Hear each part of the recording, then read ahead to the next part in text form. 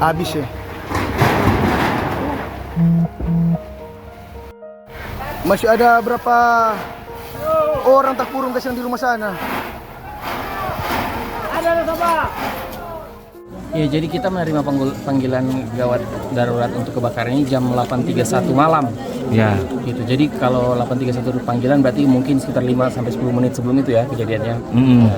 Tapi kemudian dari tim damkar datang sini kurang dari 5 unit ya dengan ada kurang lebih 25 personel. Ada yang apa-apa?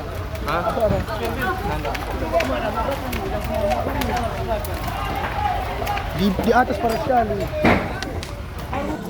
Api bisa dipadamkan sekitar pukul 9 lewat lah, 9.20-an saya pantau tadi.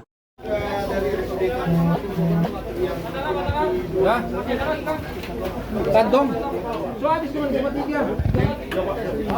Kondisi jenazah itu sudah sangat mengenaskan dan sebagian besar sudah tidak bisa kita kenali. Sehingga ada proses tentunya yang cukup panjang untuk menentukan tubuh ini milik dari individu mana gitu. Sudah, tak sebabnya apa kita suka mari kata dorang. Duh, kasih yang pendewer dah.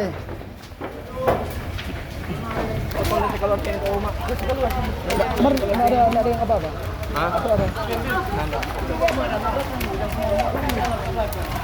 Kita sudah dapat telepon, kita pe anak Dirli. Iya. Mama, cepat, ngapa suka bakaran? Kita coba telepon pemadam dang. Kung kita lihat sini, kita pas itu bilang, Pak, minta tolong cepat, napa kasihan semua hampir habis ini Pantiwerda. Kuhage itu pemadam PO kita dengar sudah kamar-kamari seberapa itu. Jadi titik api belum tahu berawal dari mana? Belum tahu kalau dari mana, cuma kita ada lihat dari luar, dari jalan, itu yang sebelah situ. Jadi kita dari tahu apa? atas. Dari memang kita tahu di situ dekat dapur.